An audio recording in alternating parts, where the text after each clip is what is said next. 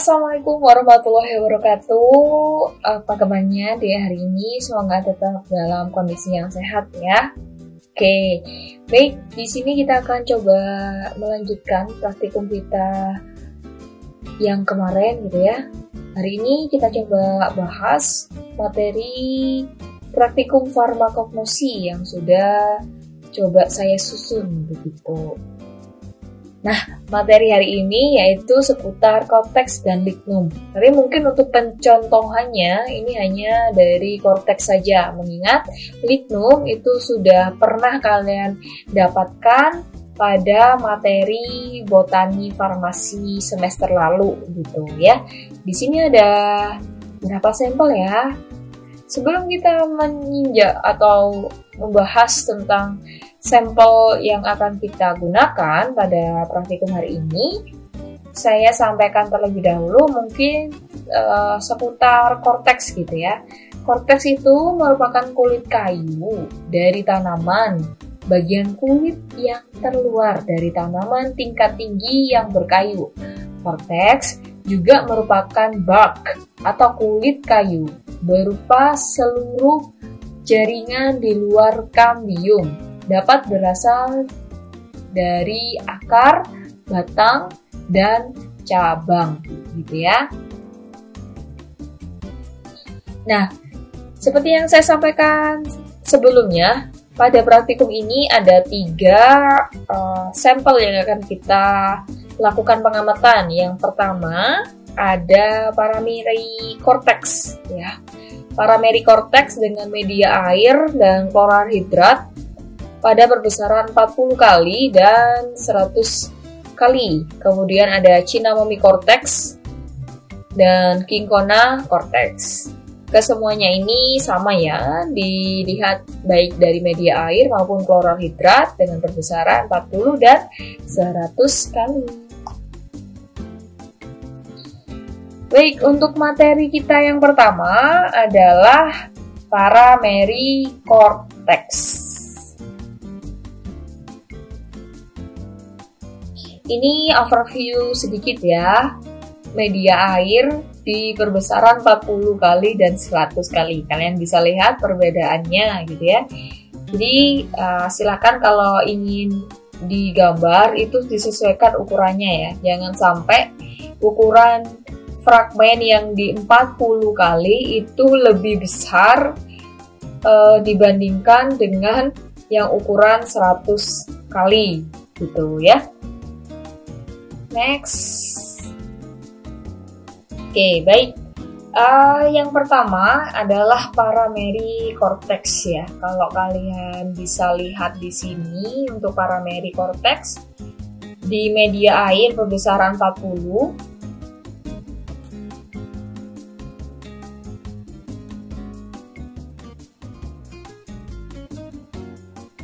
Ada yang namanya jaringan gabus ya. Jaringan gabus itu merupakan sel-sel yang telah mati sehingga terbentuk penebalan pada dinding-dindingnya gitu ya. Sehingga kalian lihat di sini ada semacam sel seperti parenkim, hanya saja dia sudah tidak ada zat inklusi sel di dalamnya. Dan dinding penyusunnya itu mengalami penebalan. Ya. Kemudian fragmen panjang ya, fragmen panjang. Di sini ada serabut sklerenkim namanya ya. Kemudian fragmen yang berbentuk kotak transparan seperti ini. Nah, ini merupakan hablur kristal kalsium oksalat yang berbentuk prisma gitu. Kemudian di sebelah sini ada fragmen parenkim korteks ya. Tahu dia adalah sel parenkim dari mana atau fragmen parenkim dari mana? Dari adanya zat inklusi sel ya. Masih ingat ya, zat inklusi sel terdiri dari apa saja ya? Amilum, minyak atsiri gitu ya. Atau kristal kalsium oksalat. Ya, di dalamnya masih ada nih kan.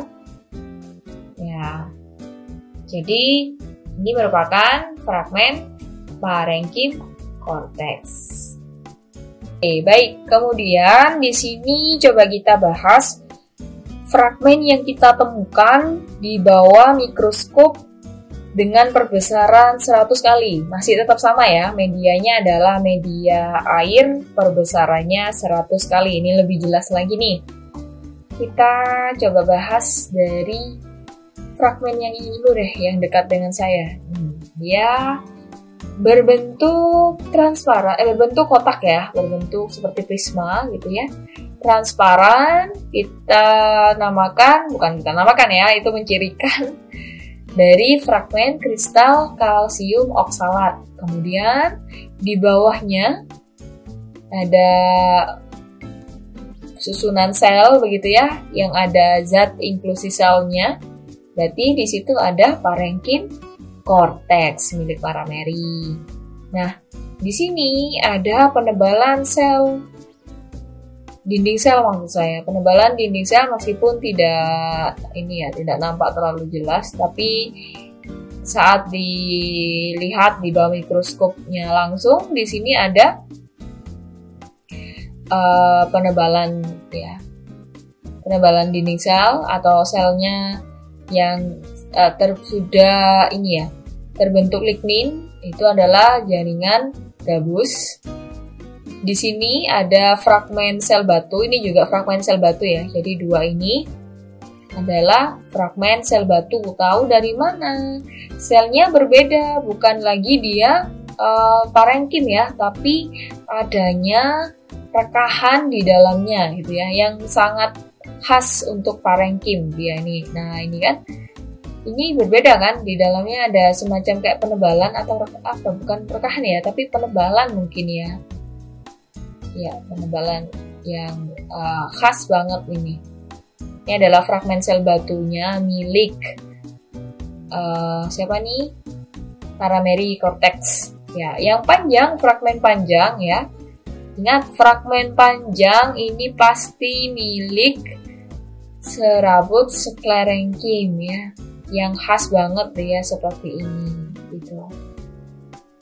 Kemudian di sini juga masih Anda bisa melihat adanya kristal kalsium oksalat yang sudah terlempar keluar dari bisa jadi dari parenkim cortexnya ini gitu ya.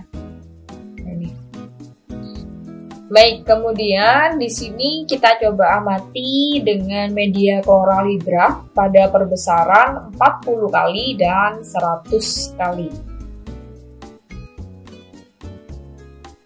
Baik, saya mulai dulu dari sisi sini ya.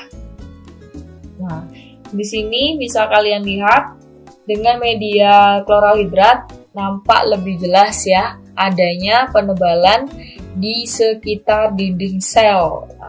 Ini berarti fragmen sel gabus. Ya, tidak ada zat inklusi sel juga kan di dalamnya. Ini merupakan sel mati yang dindingnya sudah mengalami penebalan lignin. Gitu.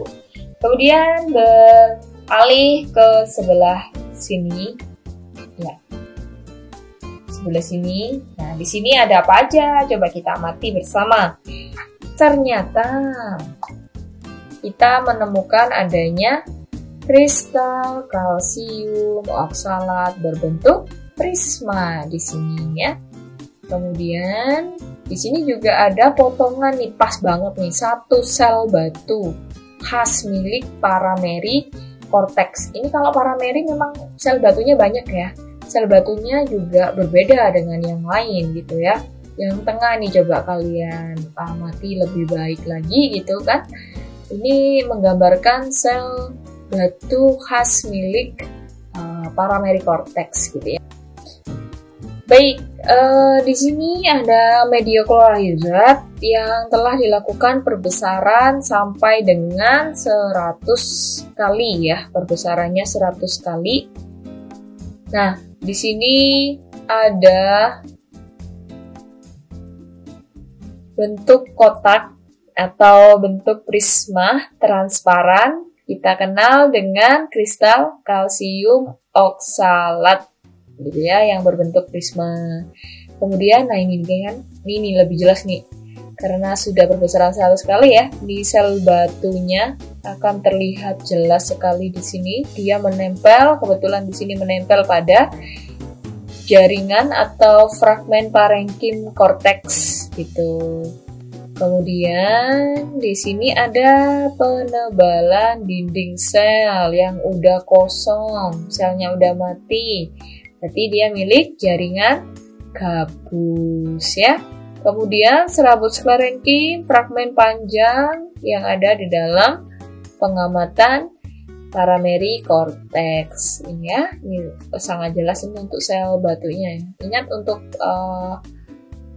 korteks ini lebih banyak kalian temukan mungkin di perbedaan sel batu ya, mohon dicermati kembali.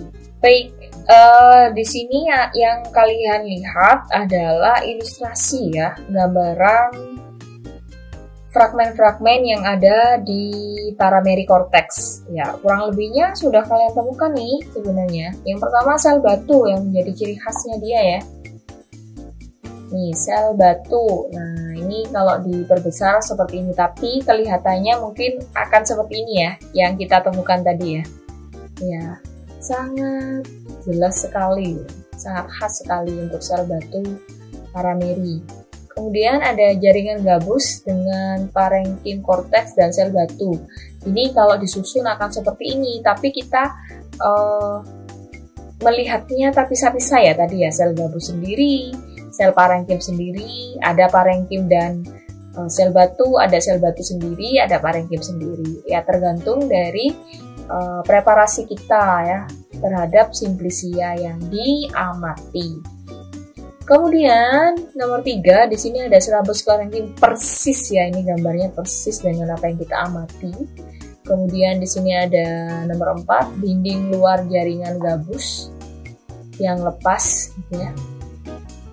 Tapi kita mungkin tidak sempat melihat atau mungkin ada ya, cuman tidak teramati dengan baik gitu sebenarnya.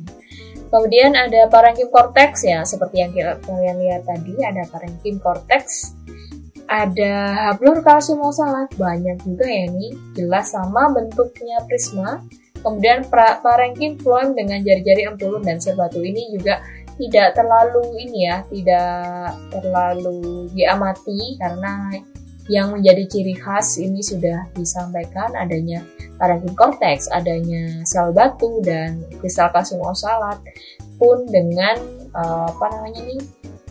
serabut sklerenkim. Itu saja sudah cukup untuk mengidentifikasi fragmen yang ada di parameri korteks.